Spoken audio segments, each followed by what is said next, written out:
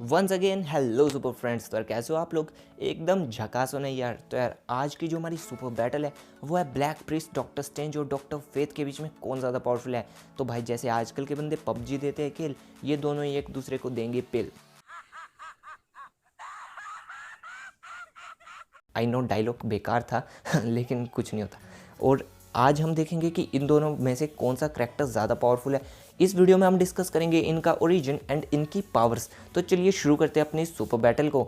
Starting करते हैं black priest doctor Strange के ओरिजिन से। ब्लैक प्रीस्ट डॉक्टर स्ट्रेंज के मोस्ट पावरफुल वर्जन्स में से एक है एंड जब डॉक्टर स्ट्रेंज इल्यूमिनाटी के लिए सीक्रेटली काम कर रहे होते हैं तो डॉक्टर स्ट्रेंज को एक हेल्प के लिए बुलाया जाता है।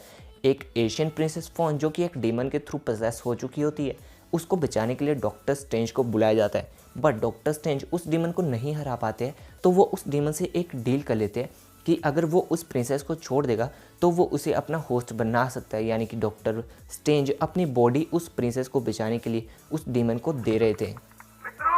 अभी चलते हैं इनकी पावर्स की तरफ। तो डॉक्टर स्ट्रेंज के पास super human strength and super human durability के साथ साथ लेविटेशन की पावर्स भी आ जाती है एंड साथ ही उनके पास वो सारी पावर्स आ जाती है जो कि एक सॉर्सरस ऑफ सुप्रीम और एक डीमन के पास होती है। एंड साथ ही उनके पास आ जाती है सुपर फास्ट रिफ्लेक्सेस की पावर, एग्जिलिटी की power and super healing factor, telekinesis and telepathic powers and mind control powers. साथ ही magic manipulation, super human stamina and time manipulation की पावर। साथ ही इस डॉक्टर स्ट्रेंज के अंदर 1000 से भी ज़्यादा दिमाग है। यानी अगर इनके माइंड को कोई कंट्रोल करने का ट्राई करेगा तो शायद भाई उस बंदे की जान भी जा सकती है। साथ ही डॉक्टर स्ट्रेंज रियलिटी को क्रिएट और इरेज भी कर सकते हैं, यानी कि रियलिटी रैपिंग। एंड साथ ही Doctor Strange limitless essential forms भी क्रिएट कर सकते हैं। साथ ही डॉक्टर स्ट्रेंज अपनी पावर्स को बढ़ाने के लिए मल्टीवर्स से भी पावर्स कंटेन कर सकते हैं। और डॉक्टर स्ट्रेंज के पास है इल्यूजन कास्टिंग की पावर, यानी कि वो अपने ओपोनेंट को इल्यूजन में फंसा सकते हैं। साथ ही डॉक्टर स्ट्रेंज के पास आ जाती है एज कंट्रोल की पावर,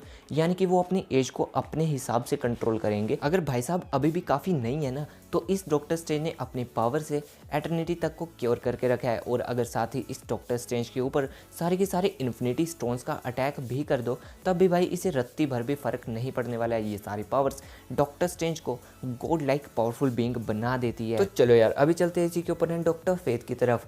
डॉक्टर फेथ हमेशा से ही इतने ज़्यादा पावरफुल बीइंग नहीं थे। उनका रियल नाम था केंट नेल्सन और केंट नेल्सन 1920 में अपने फादर सेवन नेल्सन के साथ पिरामिड की मिस्ट्री एंड उनके सीक्रेट्स को डिस्कवर करने के लिए इजिप्ट निकले थे। और इजिप्ट के उरू शहर में पहुंचने पर उन्हें वहां एक पिरामिड के टेम्पल के अंदर नबूदा वसी का मकबरा मिलता है, जिसको खोलने पर उसके अंदर से बहुत ज़्यादा गैस और साथ ही नबू अपने सस्पेंडेड एनिमेशन फॉर्म से जाग जाते हैं। तब नबू उनसे बताता है कि वो एक एलियन है जो कि प्लेनेट किलाया से बिलोंग करता है। नबू की उम्र लगभग 5 लाख साल से भी ज़्यादा है और नबू एक लॉर्ड ऑफ ऑर्डर है। लॉर्ड ऑफ ऑर्डर का काम होता है यूनिवर्स में ऑर्डर एंड कॉस्मिक बैलेंस को मेंटेन करे रखना। और नबू ने अपने मॉलिक्यूल्स में पूरा कंट्रोल कर लिया है, जिस वजह से वो सालों तक अपने सस्पेंडेड फॉर्म में रह सकते हैं। तभी कुछ पॉइजनस गैसेस की वजह से केंट के फादर सेवन नेल्सन की डेथ हो जाती है। उसकी डेथ पर केंट को बहुत ज़्यादा दुख होता है, पर नबू उसे यूनिवर्स के सीक्रेट्स और मैजिशियन की स्किल में ट्रेन कर देता है। और ट्रेनिंग पूरी हो जाने पर नबू उसे helmet of faith, cloak of destiny and the amulet of Anubis देता है।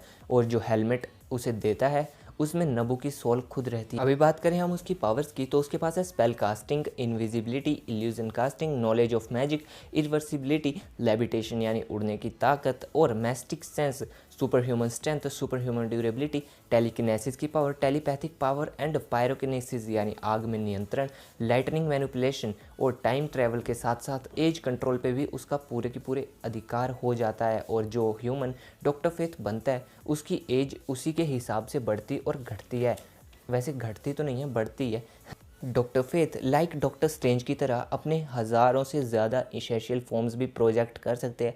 उसके पास टेलीपोर्टेशन की पावर्स आ जाती है और वो किसी भी चीज़ के मॉलिक्यूलर लेवल में उसको मैनिपुलेट कर सकता है। और वो किसी भी सुपर हीरो सुपर विलन की पावर्स को कॉपी कर सकता है। और ये सारी पावर्स उसे मतलब एक अल्टीमेट लेवल का सुपर हीरो बना देती है। तो ये हो गई उसका ओरिजिन एंड उसकी पावर्स। तो चलो यार अभी बात कर लेते हैं हम इन दोनों करैक्टर के पावर के कंपैरिजन की। तो ये दोनों ही करैक्टर्स अपने अपने यूनिवर्स के मोस्ट पावरफुल मैजिशियन हैं और इन दोनों ही करैक्टर्स में पावर्स की सिमिलैरिटी है, जैसे कि spell casting, illusion casting, knowledge of magic, levitation की power, telekinesis, telepathy and teleportation powers.